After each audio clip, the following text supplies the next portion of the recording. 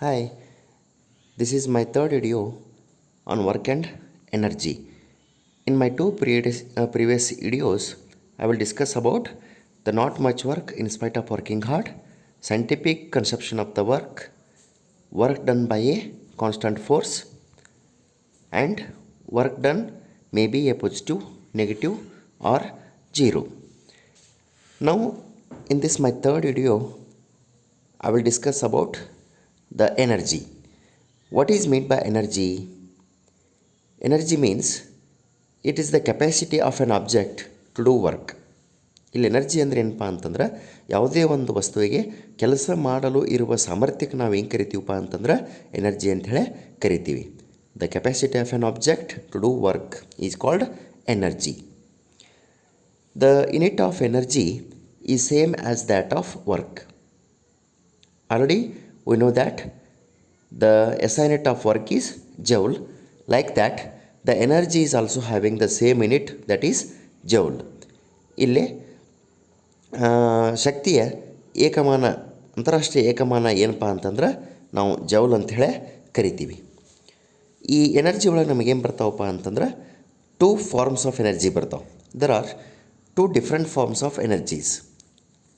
First one is kinetic energy and second one is potential energy. Now we have to discuss about the first one, what is meant by kinetic energy. ಇಲ್ಲಿ kinetic energy ಅಂದರೆ ಏನಪ್ಪ ಅಂತಂದ್ರೆ it is the energy of an object possessed by its motion. ಯಾವುದೇ ಒಂದು ವಸ್ತು ಚಲಿಸುತ್ತಿರುವಾಗ ತೋರಿಸುವಂಥ energy ಯಾವ್ದಾಗಿರ್ತದಪ್ಪ ಅಂತಂದ್ರೆ ಕೈನೆಟಿಕ್ ಎನರ್ಜಿ ಆಗಿರ್ತದೆ. So all the moving objects possesses the kinetic energy. ಚಲಿಸಿರುತ್ತಿರುವಂಥ ಎಲ್ಲ ವಸ್ತುಗಳು ಏನು ಮಾಡ್ತಾವಪ್ಪ ಅಂತಂದ್ರೆ ಕೈನೆಟಿಕ್ ಎನರ್ಜಿಯನ್ನು ತೋರಿಸ್ತಾವೆ. ಎಕ್ಸಾಂಪಲ್ ತೊಗೊಂಡ್ರಪ್ಪ ಅಂತಂದ್ರೆ ಈ ಫ್ಲೈಯಿಂಗ್ ಕೋಕೋನಟ್, ಗಿಡದ ಮೇಲಿಂದ ಕಾಯಿ ಬೆಳಕತ್ತಪ್ಪ ಅಂತಂದ್ರೆ ಅದು ಕೈನೆಟಿಕ್ ಎನರ್ಜಿಯನ್ನು ಪ್ರೊಡ್ಯೂಸ್ ಮಾಡ್ತದೆ. ಈ ಫ್ಲೈಯಿಂಗ್ ಏರ್ಕ್ರಾಫ್ಟ್ ಅಂದ್ರೆ ಹಾರ್ತಾ ಇರುವಂಥ ವಿಮಾನ. ಆ್ಯಂಡ್ ಫ್ಲೋಯಿಂಗ್ ವಾಟರ್, ಹರಿವು ಹತ್ತಿರೋಂಥ ನೀರು ನಮ್ಮ ಕೈನೆಟಿಕ್ ಎನರ್ಜಿಯನ್ನು ಪ್ರೊಡ್ಯೂಸ್ ಮಾಡ್ತದೆ. ಇನ್ನು ಹಲವಾರು ಕೈನೆಟಿಕ್ ಎನರ್ಜಿಗೆ ನಮಗೇನು ಮಾಡ್ತಾವೆ ಎಕ್ಸಾಂಪಲನ್ನು ತೊಗೋಬೋದು. Then the kinetic energy possessed by an object that is having the mass M and that object is moving with the uniform velocity V. That is ಏನು ಎನರ್ಜಿ ಬರ್ತದಪ್ಪ ಅಂತಂದ್ರೆ formula kinetic energy is equal to 1/2 mv² ಬರ್ತದೆ. ಈ 1/2 mv² ಹೆಂಗೆ ಬರ್ತದಪ್ಪ ಅಂತಂದ್ರೆ ಈ ಚಲನೆ ಚಾಪ್ಟರ್ನಾಗ ನಾವೇನು ಮಾಡ್ತೀವಪ್ಪ ಅಂತಂದ್ರೆ v² - u² is equal to 2as. ನಾವು 3 ಇಕ್ವೇಷನ್ಸ್ ಆಫ್ ಮೋಷನ್ ಒಳಗೆ ಒಂದು ಇಕ್ವೇಷನನ್ನು ತೊಗೊಂಡೀವಿ. ಅದ ಪ್ರಕಾರ ನಾವಿಲ್ಲಿ ಈ ಇಕ್ವೇಷನ್ ಒಳಗಿಂದ ಎಸ್ ನೀವು ಹೊರಗೆ ತೊಗೊಂಡಿರಪ್ಪ ಅಂತಂದ್ರೆ ಏನು ಇಕ್ವೇಷನ್ ಬರ್ತದಪ್ಪ ಅಂತಂದ್ರೆ v² - u² divided by 2a ಅಂತ ನಾವು ಬರಿಬೋದು. ಇದು s is equal to v² - u² by 2a ಆತ. Then force and laws of motion, ಇದನ್ನು ಇಕ್ವೇಷನ್ ನಂಬರ್ ಏನು ಮಾಡಿರಿ 1 ಅಂಥೇಳಿ ತಗೋರಿ. Then in the chapter force and laws of motion we know that the force is equal to mass into acceleration. ಇದನ್ನು ನಾವು ಏನು ಮಾಡೋದಪ್ಪ ಅಂತಂದ್ರೆ ಇಕ್ವೇಷನ್ 2 ಅಂಥೇಳಿ ತಗೋರಿ. Then here the first equation is s is equal to v² - u² by 2a and f is equal to ma is there here. Then these using equation number 1 and 2, and in this chapter the work is equal to f into s, force into displacement ಅಂತ ನಮಗೆ ಗೊತ್ತಿತ್ತು. But ನಾವಿಲ್ಲಿ force ಅಂದರೆ ಏನು ಮಾಡೀವಿ, according to equation number 2 force is equal to mass into acceleration. But ನಾವು s ಅಂದರೆ ಏನು ತೊಗೊಂಡಿವಿ ಡಿಸ್ಪ್ಲೇಸ್ಮೆಂಟ್ ಇಕ್ವೇಷನ್ ನಂಬರ್ 1 ಒಳಗೆ v² - u² divided by 2a. ಇಲ್ಲಿ ಒಂದೇ get cancel. Then this equation becomes m r 1 divided by 2 m v² - u². And here v is the final velocity according to equation of motion and u is the initial velocity. If any object is at rest, then its initial energy U becomes 0. That's why the final equation becomes F W is equal to 1 by 2 m v square. Like this, the kinetic energy expression were taken as 1 by 2 mv square. ಈಗ ನಿಮ್ಗೆ kinetic energy is equal to 1 by 2 mv square ಹೆಂಗೆ ಬಂತಂತ ಹೇಳಿ ಗೊತ್ತಾಯ್ತು. What is mean to kinetic energy? It is energy of an object possessed by its motion. ಯಾವುದೇ ಒಂದು ಚಲಿಸುತ್ತಿರುವಂಥ ವಸ್ತು ನಮಗೆ ಚಲನ ಶಕ್ತಿಯನ್ನು ಏನು ಮಾಡ್ತೈತಿ, ತೋರಿಸ್ತತಿ ಅಂಥೇಳಿ ನಾವೇನು ಮಾಡ್ಬೋದು, ದ ಕೈನೆಟಿಕ್ ಎನರ್ಜಿಯನ್ನು ಕನ್ನಡದಾಗ ನಾವು ಏನು ಕರಿತೀವಪ್ಪ ಅಂದ್ರೆ ಚಲನ ಶಕ್ತಿ ಅಂಥೇಳಿ ಕರಿತೀವಿ, ಕೈನೆಟಿಕ್ ಎನರ್ಜಿ ಅಂಥೇಳಿ ಕರಿತೀವಿ. ದೆನ್ ಈ ಕೈನೆಟಿಕ್ ಎನರ್ಜಿಯನ್ನು ನಾವು ಹೆಂಗೆ ಕಂಡಿದ್ದು ಅಂದರೆ ಇಲ್ಲಿ ಒಂದು ನಾವೇನು ಮಾಡೋಣಪ್ಪ ಅಂತಂದ್ರೆ ಒಂದು ಸಮಸ್ಯೆಯನ್ನು, ಪ್ರಾಬ್ಲಮನ್ನು ನೋಡೋಣ. An object of mass is 15 kg. ಯಾವುದೋ ಒಂದು ವಸ್ತು ಐತಿ, ಆ ವಸ್ತುವಿನ ತೂಕ ಎಷ್ಟೈತಪ್ಪ ಅಂತಂದ್ರೆ 15 kg ಐತಿ. And that is moving with the uniform velocity 4 meter per second. ಅಂದ್ರೆ 4 meter per second velocity object ಏನಾಗೈತಪ್ಪ ಅಂದ್ರೆ ಚಲಿಸ್ತಾ ಇರ್ತೈತಿ. What is the kinetic energy possessed by the object? ಅಂದ್ರೆ ಆ ಆಬ್ಜೆಕ್ಟ್ ತೋರಿಸುವಂಥ ಕೈನೆಟಿಕ್ ಎನರ್ಜಿ ಏನು ಅಂತ ಹೇಳಿ ಹೇಳ್ತಾರೆ. ನಾವು the mass of the object is 15 kg and velocity is 4 meter per second. Then we know that the kinetic energy formula 1 by 2 mv square. In this expression we are going to fill the value 1 by 2 we have to fill as it is, then 15 m mass is 15 kg and v square is v into v is v square. That's why v is 4 meter per second. That's why 2 times I taken 4 into 4 meter per second. Then if you simplify these, then you will get the 120 joule. That is the kinetic energy of the object is 120 joule. ಈ ರೀತಿ ನಾವು ಯಾವುದೇ ನೀವು mass ಕೊಟ್ಟರು ಆಮೇಲೆ velocity ಕೊಟ್ಟರಪ್ಪ ಅಂತಂದ್ರೆ 1 by 2 mv ಸ್ಕ್ವೇರನ್ನು formula ಹಚ್ಚಿ ಕೈನೆಟಿಕ್ ಎನರ್ಜಿಯನ್ನು ನೀವೇ ಮಾಡ್ಕೋಬೋದು, ಕ್ಯಾಲ್ಕುಲೇಟನ್ನು ಮಾಡ್ಬೋದು. Then the second type of energy is the potential energy. What is miss by this potential energy? It is energy of an object possessed by its position or a shape. ಅಂದ್ರೆ ಯಾವುದೇ ಒಂದು ವಸ್ತು potential energy is called as a, ಇನ್ನು ಕನ್ನಡದಾಗ ಹೆಂಗೆ ಕರೀತಾರಪ್ಪ ಅಂತ ಇದಕ್ಕೆ ಪ್ರಚನ್ನ ಶಕ್ತಿ ಅಂತ ಹೇಳಿ ಕರೀತಾರೆ. ಅಂದರೆ ಯಾವುದೇ ಒಂದು ವಸ್ತು ನಿಶ್ಚಲ ಸ್ಥಿತಿ ಒಳಗೆ ಇತ್ತಪ್ಪ ಅಂತಂದ್ರೆ ಅದೇನು ಮಾಡಿ ಏನು ಇರ್ತದಪ್ಪ ಅಂತಂದ್ರೆ ಪ್ರಚನ್ನ ಶಕ್ತಿಯನ್ನು ತೋರಿಸ್ತತಿ. Then in English it is called as potential energy. It is the energy of an object possessed by its position. ಅಂದ್ರೆ ಇರುವಂಥ ಪೊಸಿಷನ್ ಒಳಗೆ ತೋರಿಸುವಂಥ ಎನರ್ಜಿಗೆ ನಾವೇನು ಕರಿತೀವಿ? ಪೊಟೆನ್ಷಿಯಲ್ ಎನರ್ಜಿ ಅಂತ ಹೇಳಿ ಕರಿತೀವಿ. ಅಥವಾ ಅದರ ಸೇಪ್ ಮೇಲೆ ನಾವೇನು ಮಾಡ್ಬೋದು? ಪೊಟೆನ್ಷಿಯಲ್ ಎನರ್ಜಿಯನ್ನು ಡ್ರೈವ್ ಮಾಡ್ಬೋದು. Now I am going to give the 3 examples for the potential energy. Then first one I will take the second example, that is if a rubber band is stretched.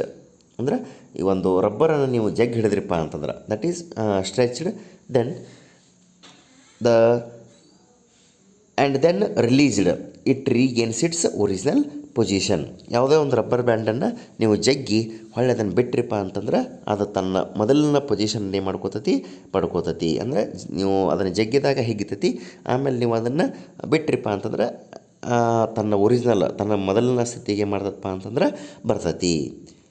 ಇಲ್ಲಿ ನಾವು ಹೆಂಗೆ potential energy ಇದ್ರೊಳಗೆ ತೋರಿಸ್ಬೋದಪ್ಪ ಅಂತಂದ್ರೆ when the rubber band is stretched. ಯಾವಾಗ ನಾವು rubber ಬ್ಯಾಂಡನ್ನು ಜಗ್ಗಿರ್ತೀವಲ್ಲ, then the energy is transfer to it. ಅಂದರೆ ಆ ರಬ್ಬರ್ ಬ್ಯಾಂಡನ್ನು ಜಗುತ್ನ್ಯಾಗ ನಮ್ಮ ಕಡೆಯಿಂದ the person who is stretching that rubber band, then from that person the energy is transferred to the rubber band, and in that rubber band, that whatever the energy is transferred, that is stored as a potential energy. ಆ ಜಗ್ಗಿದಾಗ ನಮ್ಮ ಕಡೆಯಿಂದ ಜಗ್ಗಿದಂಥ ವ್ಯಕ್ತಿಯಿಂದ energy ಏನಾಗತ್ತಪ್ಪ ಅಂತಂದ್ರೆ ಆ rubber band ಒಳಗೆ potential ಎನರ್ಜಿಯಾಗಿ ಏನಾಕತಿ? Store ಆಗಿ ಉಳಿತೈತಿ ಅಂಥೇಳಿ ಹೇಳ್ಬೋದು.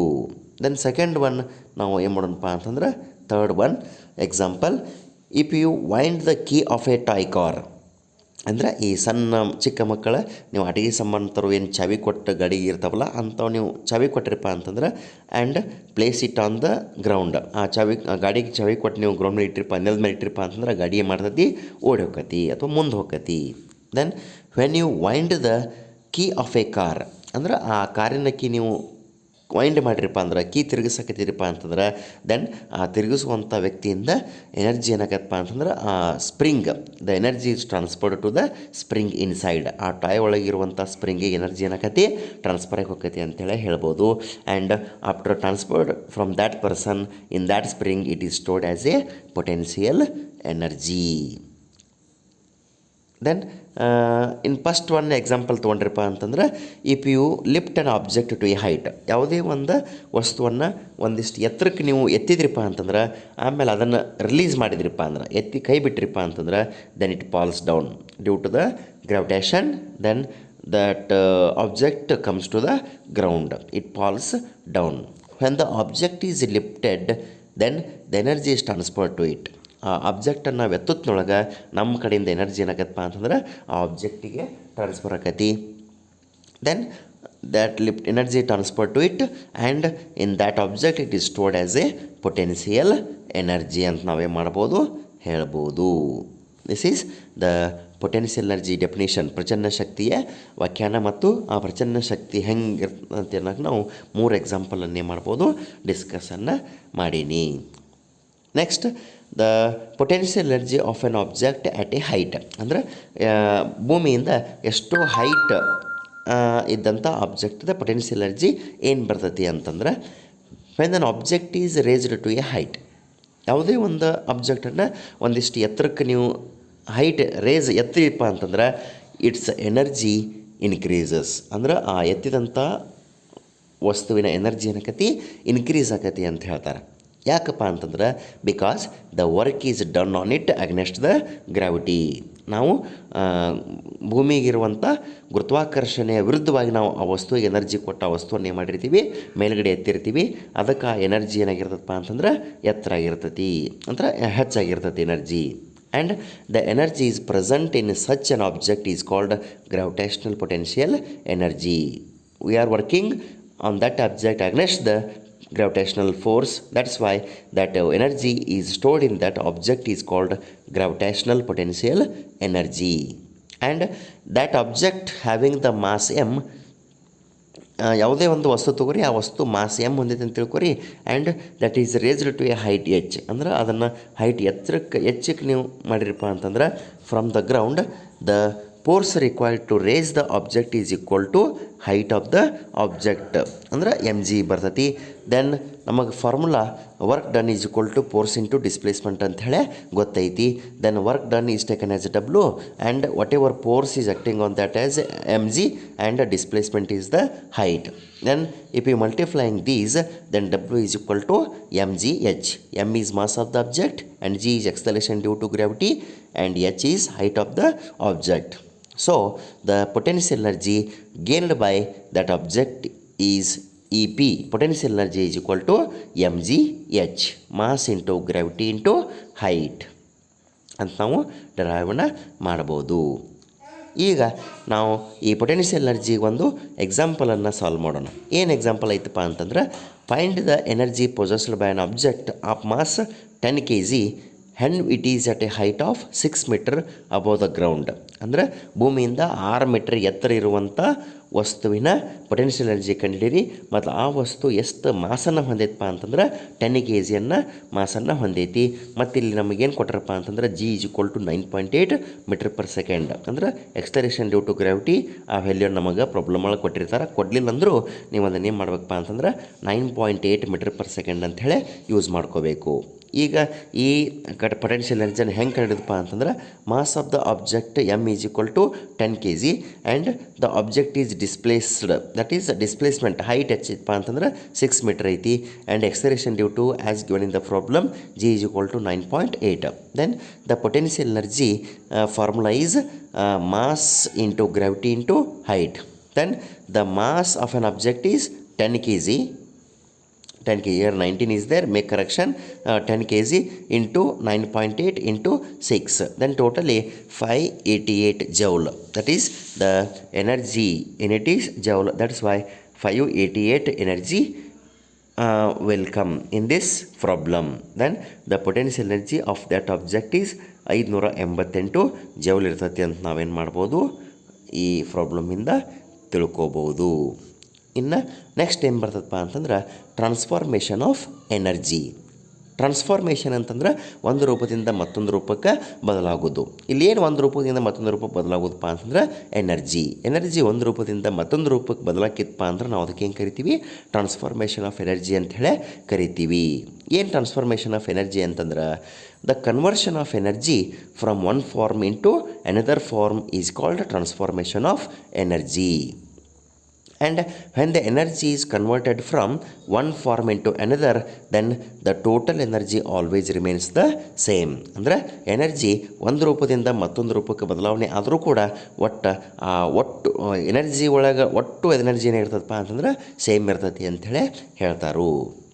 ದ ನೆಕ್ಸ್ಟ್ ಏನು ಬರ್ತದಪ್ಪ ಅಂತಂದ್ರೆ ಲಾ of conservation of energy. Law of conservation of energy ಅಂದ್ರೇನು? What is its statements? The law of conservation of energy states that the energy can only be converted from one form to another.